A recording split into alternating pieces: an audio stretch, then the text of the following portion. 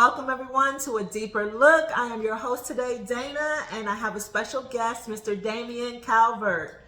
So he is here with us today on a part 2 to talk about collateral sanctions. So I will let him introduce yourself because himself because no one can say it better than him, what he does and how he does it. So thank you for coming on the show. Okay, again, I'm grateful to be invited into this platform. So thank you again, Dana. Just to recap, I'm Damian Calvert. I used to work with the City of Cleveland Community Relations Department as an outreach supervisor, managing the outreach team and overseeing the implementation of the violence interruption model for the City of Cleveland. Before then, I worked in the Division of Streets as a municipal service laborer, fixing the potholes in the street. I was also a policy advocate coordinator with Luther Metropolitan Ministries, working on bail bond reform. I teach a class called Builder Circles at the Community-Based Correction Facility, and I'm a research associate at Case Western Reserve Social Justice Institute. And lastly, I worked with Building Freedom Ohio, which was about helping to build power within the returning citizen population and how to use voting as a strategy. When I say returning citizens, I'm talking about people who have been formerly incarcerated. As I've shared with y'all before, I did 18 and a half years from September 17th, 1992 to March 28th, 2011, where I was released.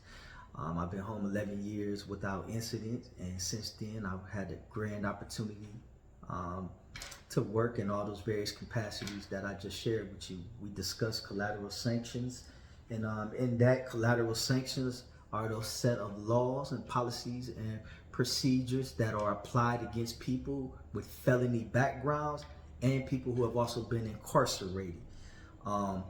Some people who get felonies may cop out to a felony, but not necessarily be incarcerated. However, that felony on your record, whether you was incarcerated or not, serves as a barrier to employment and access to opportunities that you may have earned and educationally equipped to have, but unfortunately, because of your felony, you'll be precluded from it, which includes housing.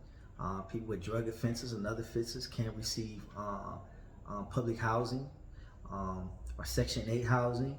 Your felonies bar you from being able to carry a firearm. No matter how long you've been home, even myself, an entrepreneur, a family man with children involved in my community, but even I'm not allowed to carry a firearm, even though firearms are made more accessible in the community today. I'm not allowed to protect my family or nothing. So this is a big topic of conversation now. I'm a mentor. I've been a mentor for years with many mentees, and I've been mentored myself. But unfortunately, I'm not allowed to have a license to run a 3/4 house or a house aimed at dealing with juveniles who are transitioning from a period of juvenile incarceration or who have aged out from juvenile incarceration, have turned 21 and are coming home. I'm not allowed to have the license that I would need, a certification to run that halfway house. So these collateral sanctions preclude you from over 1,000 different employment opportunities and housing opportunities and other things. And later on, as we move forward, we can kind of dig deeper into the weeds on what collateral sanctions are a little more, and like where they come from, the history of collateral sanctions. So that's something I'll definitely look forward to talking about. Thank you for summing that up, because so many people, we've heard of jail, but we have not heard of the after effects of collateral sanctions. We really didn't even know the definition of it. So I was talking to Mr. Calvert, and he was just helping inform me, because this is a new realm for me as well. I did not even realize that between a judge, the lawyer, and the prosecutor, when you're trying to work out your plea deal and just say you passed a bad check, it's a low-level felony, and you just want to get it over with. Well, maybe you should think twice about that, because if you take the plea, what's waiting for you on the other side is, like Mr. Calvert said, over 1,000 collateral sanctions that you didn't know exist. And if legally, they don't have to inform us of that. That's not, included in the process. And most people don't even know that is a problem for them once they leave the courtroom and they decide to take that plea. They have to deal with the effects of all of that later. So that's why I'm glad that we have Damien here to let us know, like, what is going on with that. So plea bargains, as anybody who's been in trouble know, they're always going to over indict you with the hope that you'll plea bargain out to a higher offense. So when they over indict, for example, you'll have like 4 or 5 different felonies with the hope that you will plea bargain out to this one felony, right? And in that felony, they'll say, well, if your offense wasn't too violent or whatever, or you're a first time offender and you're just ignorant of the law, you'll be given an opportunity to take a plea bargain. They say, well, we're just going to give you this felony 4, this felony 5, and with no jail time. And a person, of course, wanting to avoid going to prison will take it, but they won't tell you that in taking that plea bargain, when that felony is on your record, you just don't know that all those collateral sanctions will come into effect against you. So you'll be precluded from being able to hold certain positions or just have certain opportunities. There are many people who I've known who, even young women who, for instance, have got into the home healthcare field, wanted to become a home healthcare aide, but also wanted to eventually move into getting their STNA and become an RN, and like really make a career out of this where they can make a good livable wage. But then to find that their felony precluded them from that. Yes, the healthcare industry is a very big industry, and people that want to be of service, you know, a lot of them are cut off from that just by having a felony. And that's what we mean by collateral sanctions. Like, this could be something that you're really passionate about and you've already served your time. And you should be able to move forward from there if you have something to offer the community. And healthcare is something that's very needed in our communities. So it really is a shame that a person still, you know, can't pursue their dreams because maybe you were in a situation when you were younger in life, like we said, lower level felonies, F4s, F5s. Maybe you passed a bad check during a moment of desperation, but now you think differently.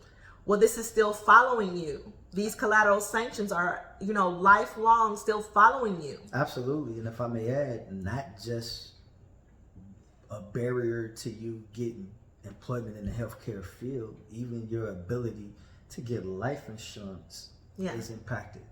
That's weighed in on the calculation you being eligible for life insurance. That works against you as a disability. I know. When I worked for the city, I was able to get some type of life insurance, small albeit, but I was able to get life insurance. But to the average person with a felony trying to get life insurance, that having that felony actually works against you. Yeah. And then even it's worth mentioning, though, there have been some action taken to repeal a lot of some of these collateral sanctions. As I said, it began up under Senator Shirley Smith and stuff some years back. However, there's still a lot of ignorance and miseducation around that. Even employers that you might look online and see like they hire returned citizens, you know. Understand, one, that's a case-by-case situation. 2, depending on who the employer is, they might not be educated in this.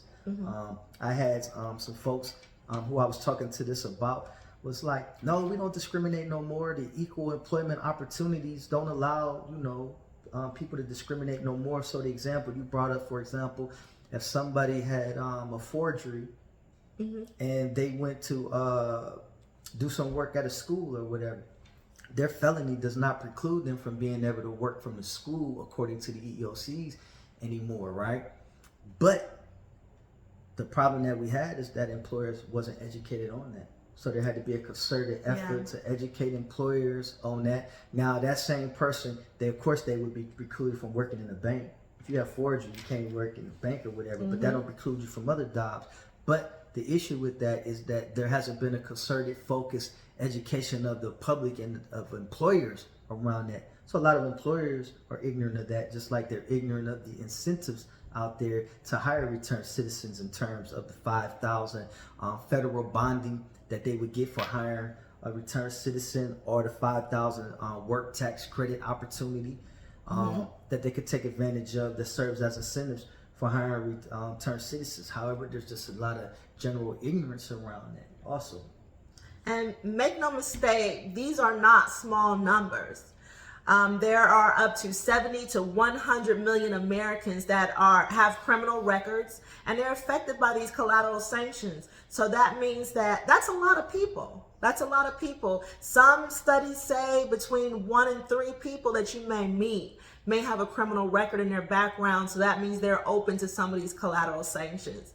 And as much as we wish the laws would catch up, it's going to take for us to have a bigger voice. I mean, 70 to 100 million people, that's a lot of people. So that's why we're having discussions like this, so we can get the information out here, because jobs, they don't know about these numbers, or a lot of them just aren't talking about it. And also, they just aren't sure what is proper and what is not. And that's why we have people like Mr. Calvert here to help us understand. And that's why he's walking a lot of our youth through his programs. He's been with a lot of different programs trying to help us in our community understand what's going on. Because when you're held back from getting food or shelter, these are basic fundamentals. And when we're talking about re-entry work, you know, those first few months when you're just getting released is key. You know, you may need resources when you're trying to get back on track and get back on your feet, and just to be told no. And then a lot of the lawmakers and people that study the numbers may be wondering, why is the numbers of reoffenders so high? And this could be part of the problem. Where are the resources? So, starting with the resources, one of the beautitudes, I say, of Cleveland is that Cleveland is resource rich, because Cleveland has the highest number of men and women returning from a period of incarceration every year compared to any city in the state of Ohio. The problem is the way the funding is set up. It's set up where everybody's competing. They're competing with the Cleveland Foundation, with the Gun Foundation, with other entities that provide money for this type of work. And everything has to conform to these data-driven, evidence-based best practice models. So people are protective of their data. So there's not a lot of, as I call, cross-pollination among different agencies as it relates to resources, or where I might have a gap in this resource. You know, you may be able to service it, but I'm not going to send my guy to you because I'm sharing that data and I need that for this funding. The net result of that is everything is competitive now. So people get lost in the translation and get lost in the shuffle. So it's not that we don't have resources in Cleveland. It's just it's hard to be able to navigate all of that, right? And especially for people to understand, they don't understand collateral sanctions, so they don't understand the steps they need to take to try to empower them to navigate and negotiate that. So real quick, let's just step back for a moment and talk about real briefly the history of collateral sanctions, which comes all the way back from medieval times, as I think you was quite surprised to hear that when we shared it. But going all the way back to medieval times, if you committed a crime against the realm, or you disturbed the king's peace, or what have you, and you was determined to be a deviant or whatever from the realm, you were outlawed. Outlaw comes from the word outlawry, meaning you was outlawed. You were outside of the protections and the benefits of society and other entitlements and protections of society. You're outside of that. That's why, as we discussed in the 1800s and in the Wild Wild West days, if you was called a deviant or an outlaw, a poster of you was a wanted poster put up of you, dead or alive, and a citizen can kill you with impunity without any type of adjudication or anything, right? And so this was all tantamount to civic death, being cut off from society or the entitlements and protections thereof. You know, you was literally put at risk of death, and it was called a civic death, a civil death, and that is still what is happening to the day. People are dying civically every time you are denied an opportunity of habitat, of housing, every time you're denied an opportunity to work. And then even those of us that are able to get work, collateral sanction still plays out, as we talked about, in wage disparities. Yeah. Where you might not be paid the amount that you are due per your skill set or education or training or subject matter expertise or whatever, because of that felony. And it plays out in the attitudes that people have of you and the dominant narrative of you. So that's why it was so important for me to mention that when I share my personal information, you know, if you come to me for assistance, just in navigating this terrain, don't come necessarily asking me like, what do I do? You should have done that work while you were incarcerated. You should have done that deep dive of like understanding who you are, how you came to be, and what you want to do. Because it's not up to a person as an opportunity holder to so much tell you who you are and what you need to do. You need to come already equipped with that knowledge so I can find out, oh, this is your individual vision and mission statement for your life, and then connect you with those resources and tools to enable you into that. Trying to define that with you or for you is not going to work. It's a scarcity of time. I'm out here trying to eat and take care of my family also.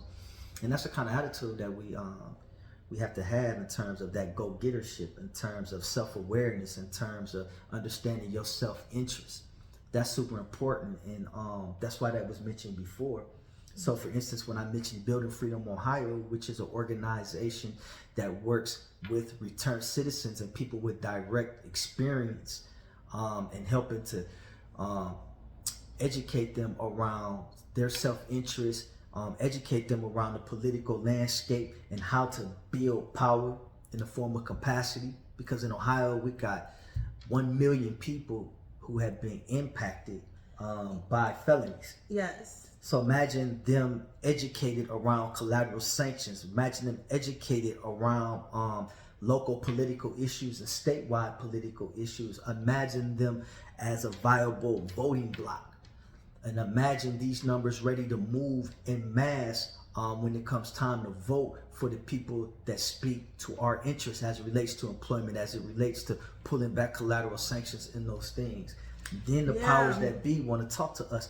That's being empowered. And then imagine being a part of a network that understands your issues, because everybody in it has been through it. And only those of us bit by the snake can tell each other how it feels. Exactly. Because I feel like with those type of numbers, we're talking about almost 100 million Americans. Those are some big numbers that I believe command attention.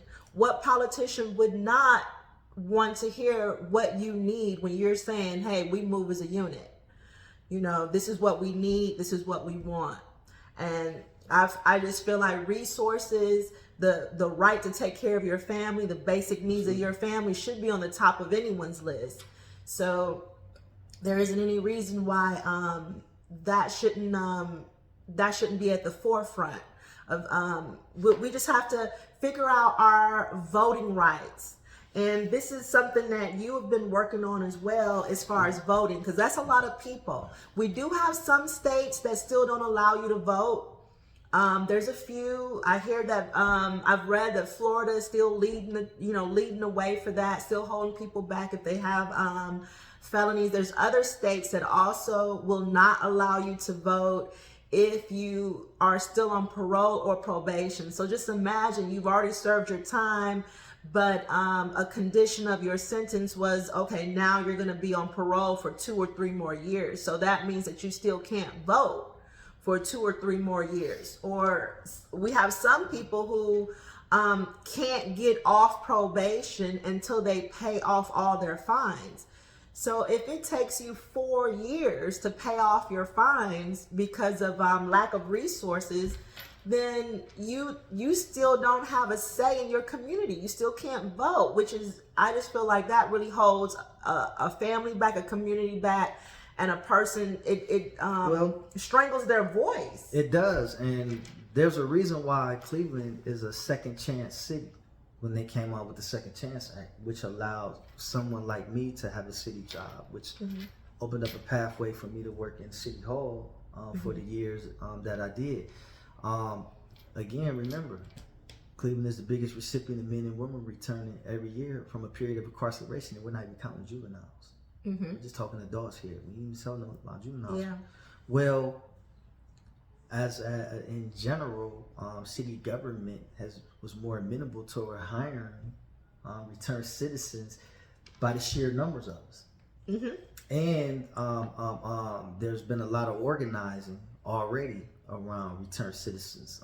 When I worked with the Ohio Organizing Collaborative, I was working on those very issues of social and economic justice and mass incarceration 1 year after coming home. Mm-hmm. So, and what it did was that when you understand the political terrain of and landscape of Cleveland, not just a mayoral election or a city council election, but precinct leaders and ward leaders. Mm-hmm. This is where the real rubber hits the road in terms of politics and seeing what your vote looks like and feeling it in the community. You can have a felony and still command those positions, and you can award position or a ward position or precinct position, man. Less than 20 votes can easily determine that. Look at the race between Bashir and TJ Downs, Mm-hmm. and they had a runoff. He won by what? Single. I mean, you could count the many votes that he won by on one finger. That I remember. That's close. So it's close. We can make or break Yeah. elections just by the returning citizen population being educated. And lastly, I'll say on that, just as a demonstration, is that like with Building Freedom Ohio, building all these different chapters inside of other cities to take on local issues. Imagine a statewide lift to impact legislation as it relates to collateral sanctions statewide. That's going to take a sum total of major cities heavily invested, right? Yeah. Well, when you look at what that means politically, Ohio is a bellwether state. The pathway to the presidency is through Ohio. Mm-hmm. If we have 1 million people impacted by felonies who are voting, Yes. imagine the impact. I'm not just talking about local elections or a governor, an election around governor. Imagine what that means nationally when it comes time to vote for a president.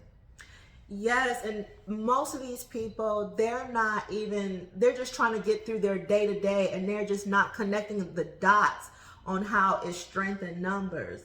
So what would you tell our viewers for people that, have they're going through the reentry process, they want to have a voice, they want to vote, but they just don't understand the process? Get involved in your village. The more skin you have investment-wise in your village, the less apt you are to offend against your village, the more protective you are of your village, just like our hood. When you deal with brothers, especially those that are Clevelanders or wherever, you have a certain affinity for your hood because you had skin in it, you grew up in there, you have relationships. Well, take that same type of energy into your city, right? I used to volunteer all the time because it was a great way to continue to build on certain skill sets, to network, to show people, to demonstrate your consciousness, and demonstrate your commitment to the whatever work you in. And I recommended people when they get in touch with me, I could send them to places like Building Freedom Ohio. I could tell them about Stop the Pain, which I'm a part of, that works with the APA, the Adult Parole Authority, and mentoring men and women transitioning. And there's other organizations around here. There are facilities like North Star, the North Star Reentry Resource Centers for people that need just to figure out their resumes and counseling on that, or be tied into different services.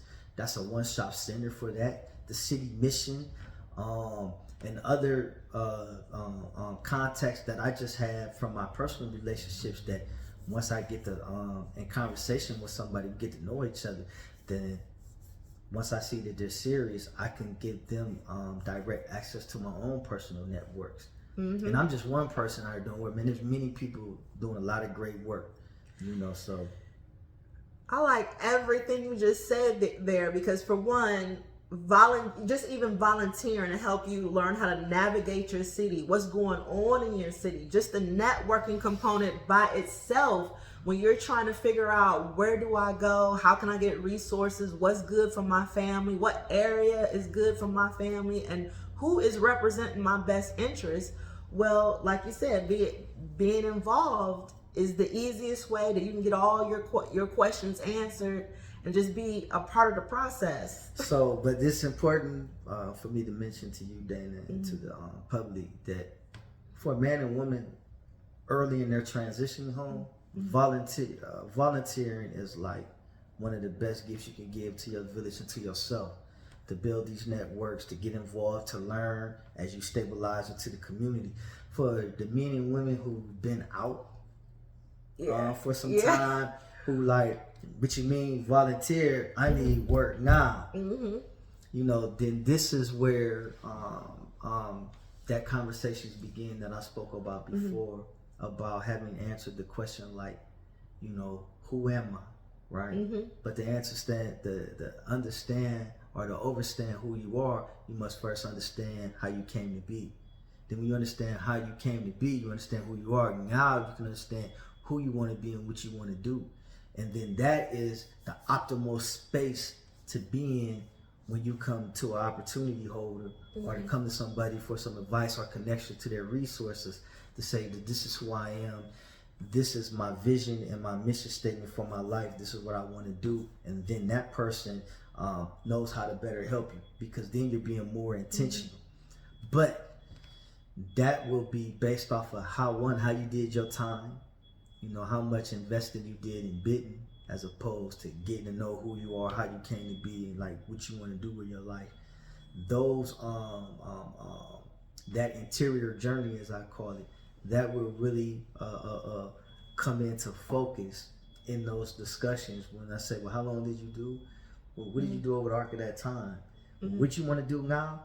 Like, your ability to answer that will really be predicated on how hard you worked on self when you were in there. And that's definitely a conversation that, a full-blooded conversation that myself and the people that I'm working with will have, just as my mentors like Mansfield Fraser had with me and called me on my bull crap when I was sleeping in college.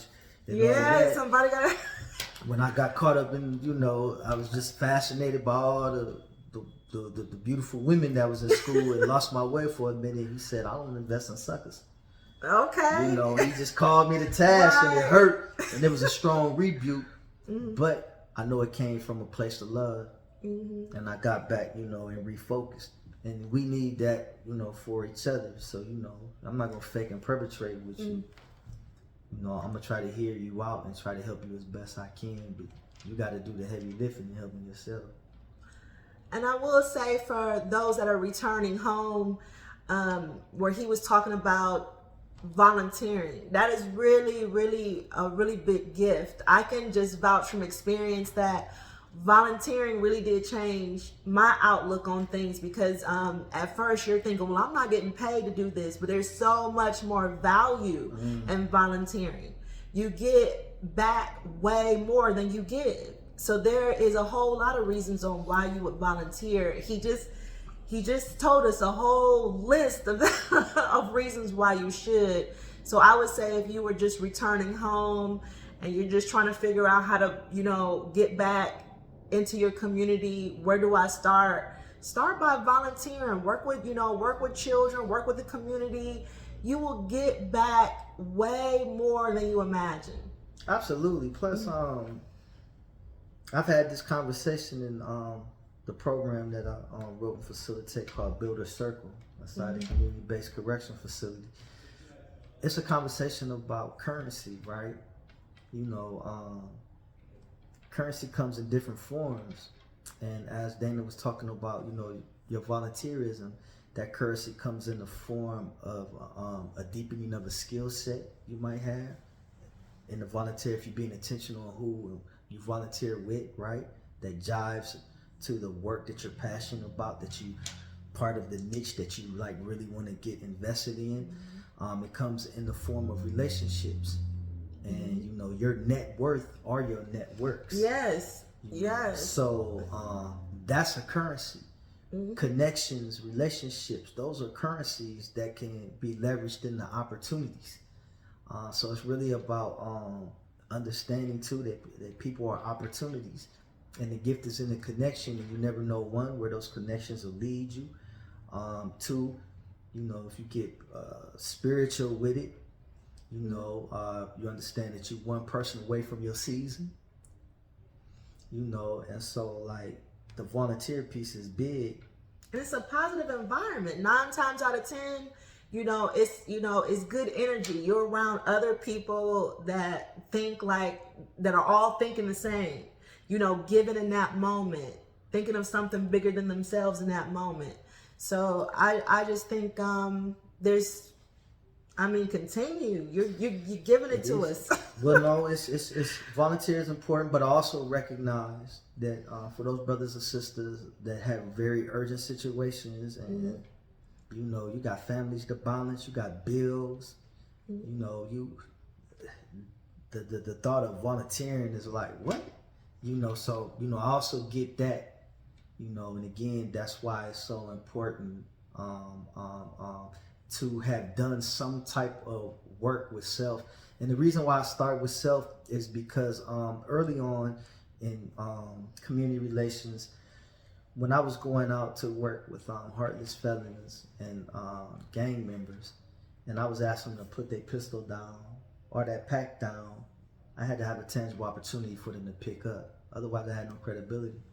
So I had built relationships with employers, and convince them that if I give you a person that I reference to them, then to give them top consideration. But what we end up finding out very quickly is that I was getting people employment opportunities, some decent employment opportunities, but they wasn't primed to hold and to carry that opportunity. As soon as it got cold, they didn't want to go to work. As soon as child support caught up with them, they like, man, they taking all my money. They wanted to quit, and all these things is understandable. But I lost credibility with the employer. Right. So there has to be some with opportunities. There have to be some priming. Just like if you're if you lifting weights, you can't just jump under some heavy weights. You got to build toward that, right? Yeah. So all things, as a gentleman named Fred Ward, who's the head of BFO, used to say, all things in degrees, right? So we have to be primed, and you have to be primed and brought to a point where you can hold and handle these opportunities. So this is why I put so much emphasis on the secret sauce in your own success is you. Right, because when you have already left prison and you're trying to enter into society, re-enter into society, if you have not done the work before you left, it makes it even harder because, I'm a business owner. I know a lot of business owners, and sometimes, when we're talking on who we should hire and what we're looking for, that's on the table. Like, I wouldn't mind giving this young man or this young lady a chance, but why should I? Of course, like anyone else, just keeping it real, we're going to look at your record, see what you did. And if we see that you flipped out and you were being reckless, you tore everything up, and you're saying, but hey, I'm not that person I was. Well, we want to see it in the conversation, Absolutely. And I'm just saying, can you speak a little bit about that to help other business owners like myself? Like, what should we be looking for in a person? Like, is this person for real? Because let me give you an example. I always give examples of things I've been through because these are my best examples. These are part of my lived experiences. Years ago, I was asked by a woman I was working with, Joyce Hood, Youth Knowledge Program, to do my resume and application and take it down to John Adams High School. And my first response was, I'm like, dang, Joyce, I got this felony, a serious felony. They're not gonna let me in the school. And she said, you mean to tell me you've been telling all the young folks that I'm working with, the young men of today and tomorrow, that let your felony define you? Dog. And I was like, oh, she called you out. So I went in there, and this is a classical example of me having a conversation with an employer, right? I go in, I have my resume, I have my references, and the principal reads over it and he's like, got a good resume. And and I'm thinking in my head, well, I used to teach resume writing inside the prison, right? Most of the things on my resume at that time came from the work that I did inside the prison with regards to the programs I ran, the NAACP, JCs, and the like. So anyways, he said, Damien, you got a good resume and good reference, but I don't know how to sell you to my faculty, let alone to the parents, because you did a long time for a very serious case. Mm-hmm. And I said, well, I anticipated that. I said, well, Mr. Jolly, I'm glad you brought that up, because in fact, I have 20 years of direct carceral experience. I'm an authority on what not to do and why not to do it. I have a PhD in consequences. And only those of us who've been bitten by the snake can tell each other how it feels. So who better to teach consequences to these young souls than one who done lived it, bled it, breathed it. Mm-hmm. And then I offered him a solution. I said, put me in a classroom with those invested parents and caregivers, and I will share with them how I plan to counsel their children, and allow your faculty to listen but not intervene. And during the Q&A, you do a temperature check and see if this would be a good fit for your school. And to his credit, that's what he did. Exactly. And then I was hired, and I worked inside of a school, even though I had a felony. But the secret sauce in that conversation was the ownership over my own narrative. There's a dominant narrative already. If you come from a community of color, and if you're poor, and are you a person of color or low means, there's a dominant narrative of you. That narrative is amplified when you have a felony. And your first step into owning your life and taking ownership of your life is to own your story, because we tell stories in the way we live our lives. So you're going to have to speak about your incarceration. You're going to have to speak about the challenges that you've been through. So when you speak about them, that's where we talked about before, what did you learn? How did you graduate from that challenge? Not survive, because you can survive a situation and still repeat it. But when you graduate that situation, that implies that you've learned the lessons from that situation and are applying those lessons in ways that's going to continue to add value and dignity to your life and to the people that you may positively impact. And so that part is done when you answer the questions. Who am I? Like, really, how did I come to be? And then take the sum total of that new understanding of yourself and the things that shaped you, traumatized you, weaponized you. This is when you take all of that and reimagine and re-envision yourself. So, for instance, my subject matter expertise is also trauma, because I come from a traumatic past, like so many other people. But I understand the traumatic events that impacted me, that shaped the 18-year-old me that took life. And in that understanding, I'm able to meet people where they're at, that's on that same type of destructive path, and be able to tap into the full utility of that wisdom and lessons and bring it into service to other people.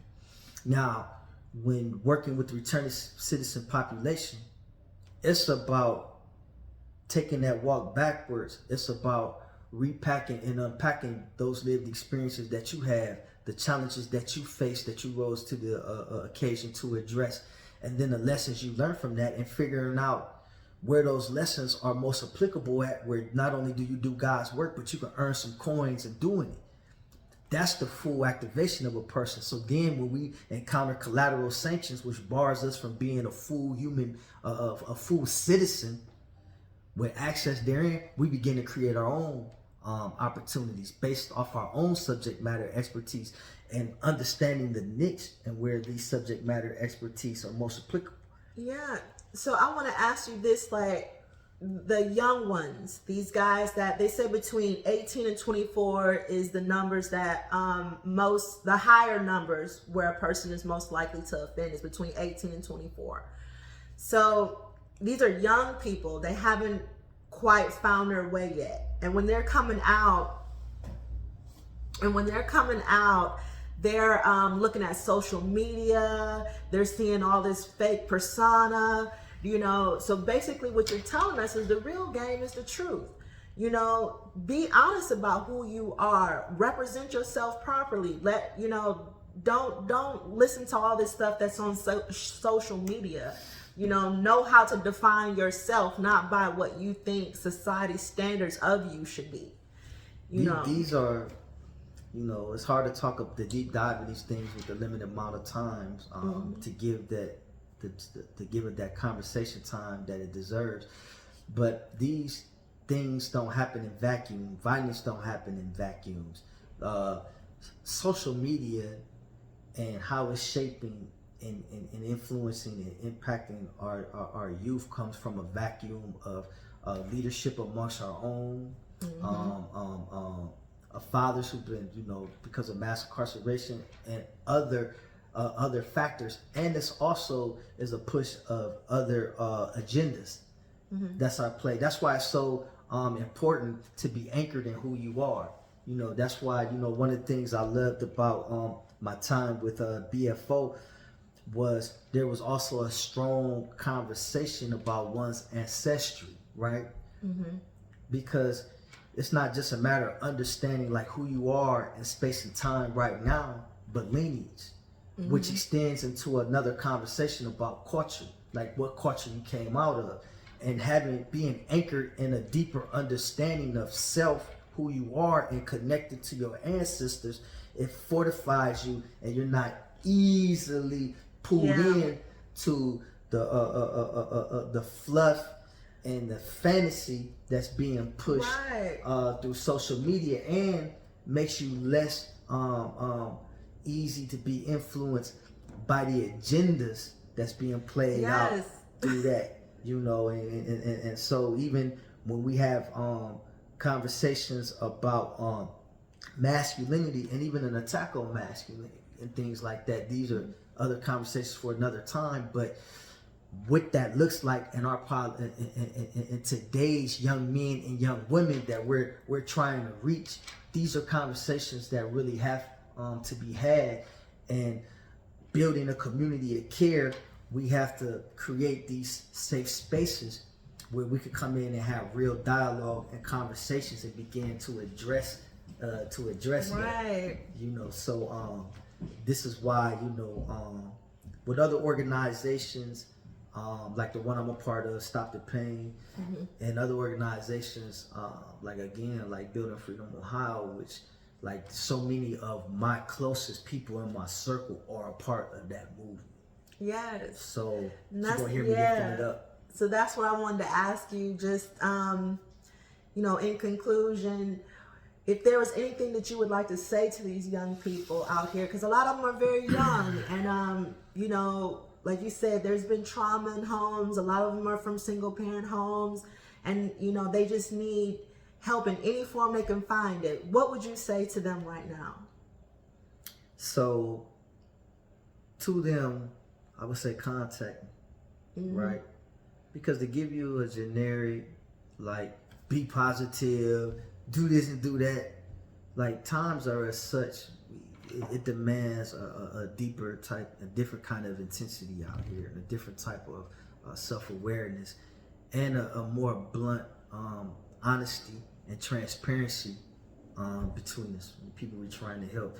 So what I would say is, like, if you're really interested in trying to find yourself in space and time, understand who you are, understand your own subject matter expertise, build a vision and a mission statement for your life based off of your subject matter expertise connected to your passion of what you do, and figure out a way to operationalize and entrepreneurialize that, then we should definitely have a conversation.